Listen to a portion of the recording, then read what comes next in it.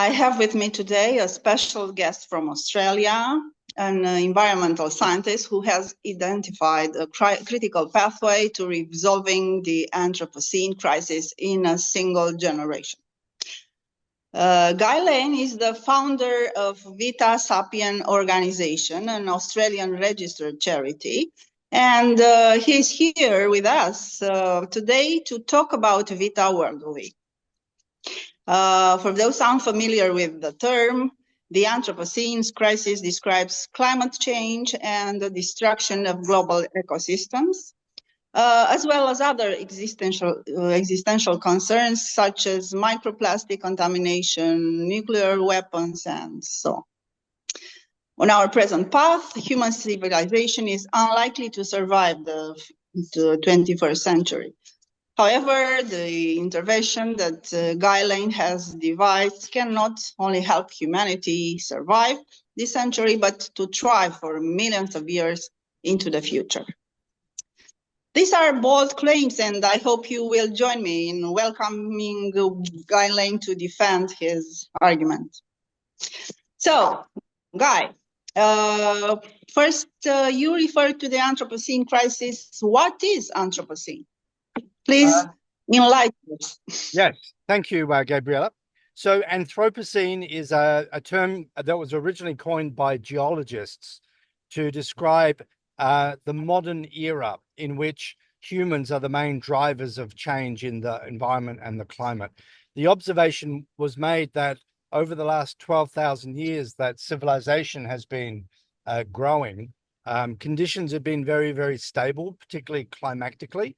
But particularly since the 1950s, the spread of humans and the spread of human global enterprise and global commerce and consumption has dramatically changed the face of the earth, the chemistry of the atmosphere, the chemistry of the oceans, and so forth. And the idea was that there ought to be a recognition of this as a new geological epoch.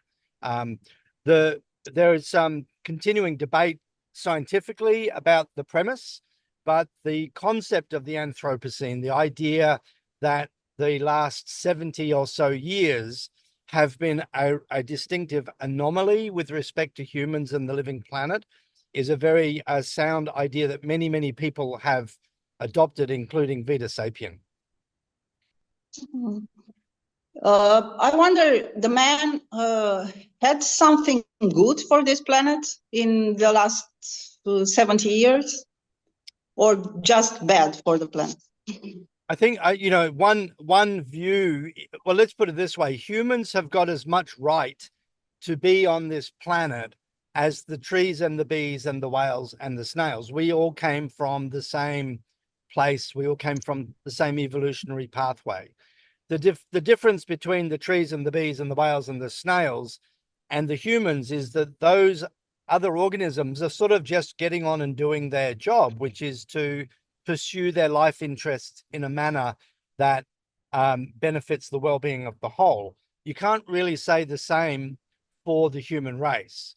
Up until around about the end of the Stone Age, human beings had lived pretty much in the same way as all the rest of the animals. They didn't have a dominant position, but since the development of our technology and our global systems, that we've now got such a dominant force on planet Earth, and we are not using that dominant force wisely. We're using that in a way that is destroying the ecosystem and the climate system, which is our life support system. Which is not to say that humans can't do sensible and wise things. There are ways that humans can interact with the global ecosystem that we can actually improve conditions. But it's it's often not the case that we are doing that.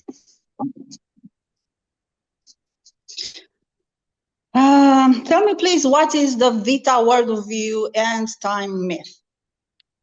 Yeah, so if you were to most of the big three major religions on planet Earth today are Christianity, Islam, and Hinduism, and they account for around 5.6 billion people, or around 70% of the world's population ascribes to those spiritual beliefs.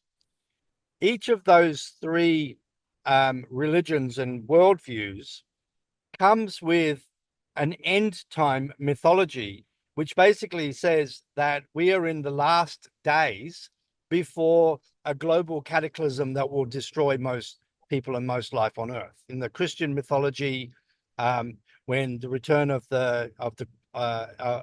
Jesus and the Armageddon situation, this is a similar sort of pattern that's replicated throughout these three major religions. 5.6 billion people, 70% of the world's population. When you hold a worldview that says that the world is going to end soon, it doesn't foster the behaviors that you would ask for if you wanted the world not to end soon. And so Vita Sapien's Vita worldview, frames this concept of end times, which is to say, when does something end, or the humans end on the planet? The way that we frame that is to look at the field of cosmology, which is the study of stars and planets and so forth. And what the cosmologists tell us is that this planet will be habitable for life for probably another 1 to 2 billion years. And our framing is that if we are wise stewards of the global ecosystem, if enough people adopt a worldview that has longevity at its heart and act accordingly, there's a very good chance that we humans could be living happily on this planet for a very, very, very long time. And to use a frame of reference, we talk about a galactic year.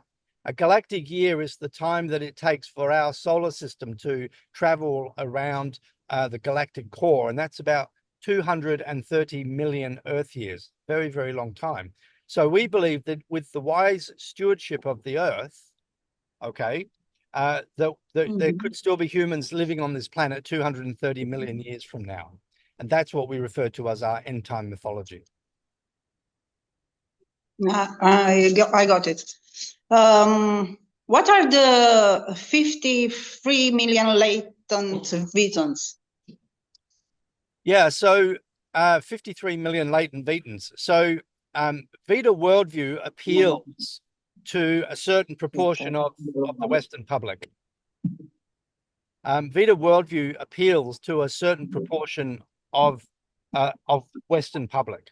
All right, so many people already think along these lines, but they haven't necessarily sat down and developed their own kind of sophisticated, interconnected worldview. So the idea of the 53 million latent Vitans is that simply that when this work is put out into the public with the right material and put forward to people in a compelling manner, that around about 8% of the Western adults will adopt Vita worldview as their primary way of seeing the world. So 53 million Western adults, and quite possibly more, and obviously potentially many, many more people in other parts of the world once it's translated into different languages. Primarily it's English now. And so the idea of the 53 million latent Vitans is that when these people get a worldview that that places them in the middle of a living planet that is suffering, and they understand themselves to be a part of that living planet, it fosters in them behaviors that figure out what we need to do to actually fix the global problem so that we can stay on the planet. So the idea of the 53 million latent Vitans is that they become a force, a political and economic force for change for the better on the planet. Interesting view. Tell me, please, what is Vita Planeta?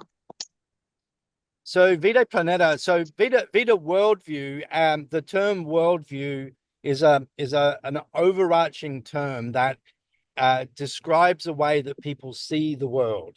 And within that worldview, there are a number of sort of subsets. And one of those subsets might be their scientific understanding, it might be their experiences, it might be their spiritual views of the world, it might be the religion that they hold, and so forth.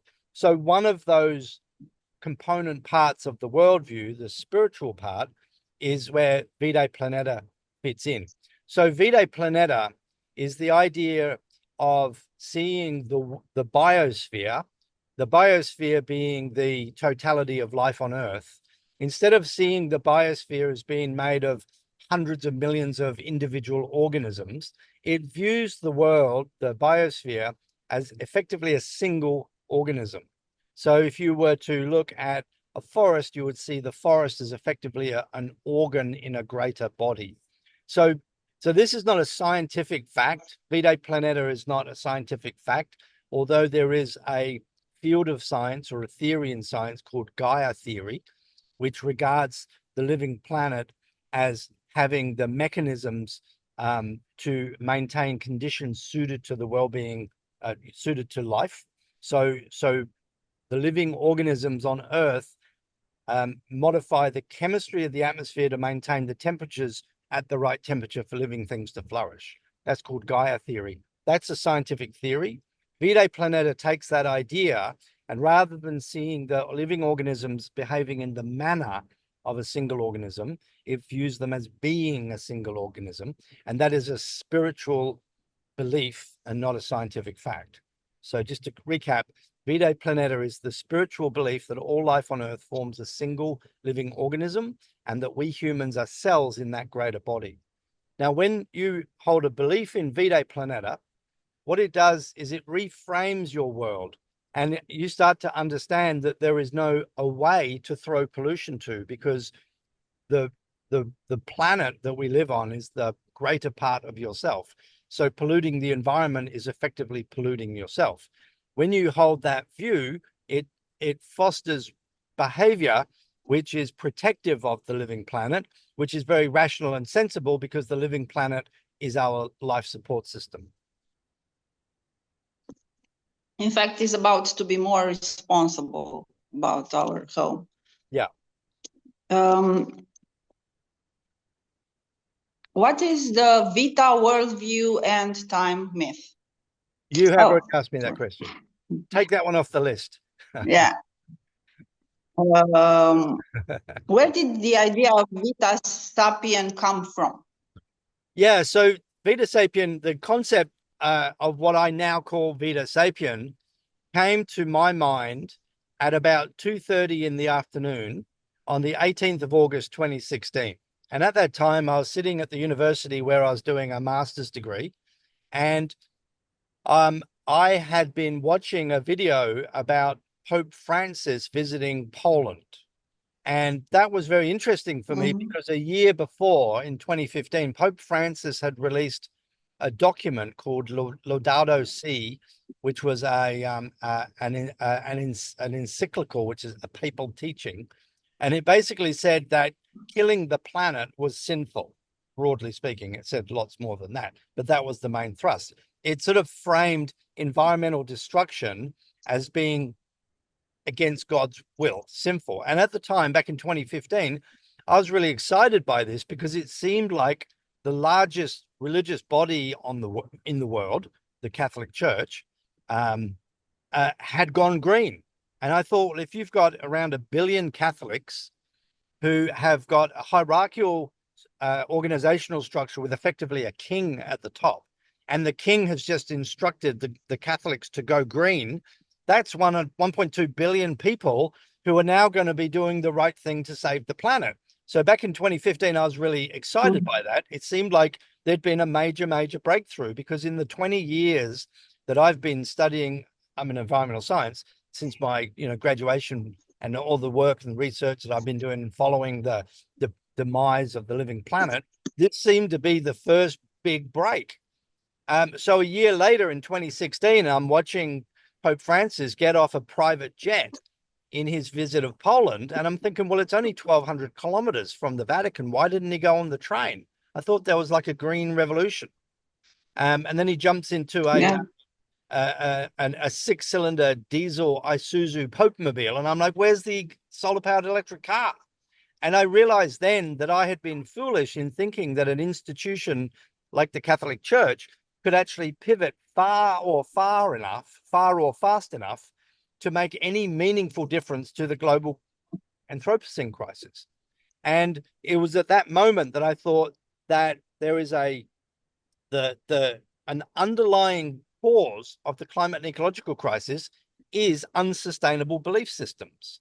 And it was then that I came up with the idea that what we need to do is we need to create a system of belief that is ecologically sustainable, advised by the best science about what we need to do to survive this century. And that was the origination of the idea of what is now Vita Sapien. So I wrote this idea down on an essay. I posted it on LinkedIn, which is the online social media for business thing. And 2 days later, I got a guy contact me and invite me to go to Kuala Lumpur in Malaysia to talk about this idea in front of an international audience. And I've been working on it ever since. Yeah. Can you tell me about something about what is Vita Sapiens' prognosis for the future under climate change? Yeah. So I'm going to send you a link to a page with a diagram on it for your reference. And I will splice that diagram into this video. Let me see if I can get my chat up. And the diagram basically answers that question, right? So just give me 2 seconds to get this little thing. I'm sending that through the Zoom chat, so you can have a look at that when it comes up. So, so the prognosis is, unless there is a major transformational change in the way that humans relate to the living planet, that we are going to continue putting carbon into the atmosphere. Presently, in the order of around 40 billion tons a year of CO2 is released into the atmosphere through mainly through burning fossil fuels, but also through cement production and the destruction of forests and digging up soils. If we continue to do that, then we are going to trigger a cascade of climate tipping points that will drive global temperatures up past 3, 4, 5, 6 degrees, and that will effectively eradicate most life on Earth, taking the humans down with it. One thing that needs to be understood about climate change, if you get your climate change information from the researchers and not from the right-wing TV news or off the internet per se, if you actually go to the scientists, if you read their papers and you listen to what they say, climate change is an existential threat for not only human civilization, but for the human race itself. By one measure, I was listening to a scientist talk recently on this subject. They've done modeling on this. They were saying that if we get to 3 degrees Celsius above pre-industrial temperatures, that will kill off 50% of the species on the planet. And the projection is that we're heading to 2.7, and that's making a whole bunch of assumptions which are unreasonable, one of which is that we don't trigger these reinforcing feedbacks, such as the release of methane from the Arctic or massive burning of forests. So climate change is looking like it is going to take out not only civilization, but a substantial portion of the humans and most of the living things on Earth. And if we go to the full extent, which is where the cascade of climate tipping points kicks in, which is where the natural systems start to off-gas carbon as well, and we go to around 6+ degrees above baseline, that will effectively annihilate most life on Earth and set us back all the way, almost like a rerun of the Permian extinction. The fundamental difference being that there are 450 nuclear power stations on the planet with huge cooling ponds full of radioactive material that need decades of management to protect them from releasing their radioactive material into the environment. And in addition to that, we've got thousands of millions of tons of plastic waste in landfills ready to burst out into the ocean at the next superstorm. So we've got not only the heating issue, we've got the radioactive issue, and we've got the bioplastics, the plastics issue. And that is looking like a fundamental eradication of most life on Earth larger than an earthworm. That's the path that we're on, absent a fundamental transformation in the way that humans deal with nature. Now, the United Nations has mapped out these various pathways with respect to reducing greenhouse gas emissions through energy efficiency improvements and through changing fuels and through renewable energy. The trouble is that the powerful people that run the world so badly are not playing that game. The fossil fuel industry is still planning on providing 80% of the world's energy in 2050 when they're supposed to have actually been euthanized, and the industry is supposed to have wound itself up, net zero and all that. So the argument that we're putting forward is that the only reasonable chance of getting out of this mess is something like a global spiritual movement that connects people to the living planet, which is their life support system.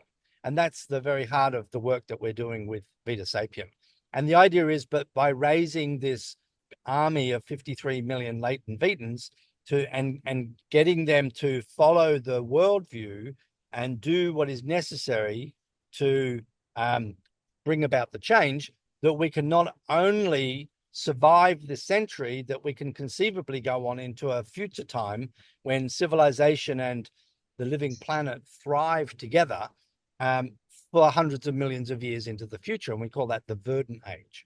And that is a very, very powerful, good news story and a very, very good worldview, particularly when you compare it to the other worldviews that have got end time myths that snuff us out sometime in the coming decades. I wonder, it's my impression, or the measures are more active in Europe than the other continents. The interest about the green energy and yeah, I think that's all that. there is an environmental movement in all countries, but I think that the Europeans are much more advanced in taking those ideas and building them into their society. And I think, just generally speaking, the Europeans tend to have a much higher understanding of global ecosystems and the Earth system and the bigger picture sort of science aspects to this. Certain parts of Europe, I mean, remember before the Christian, the spread of Christianity in Europe, most of the cultures in Europe were what we'd refer to as pagan, and pagan cultures were very closely tied into the forest ecosystems and the natural cycles and were ecologically sustainable.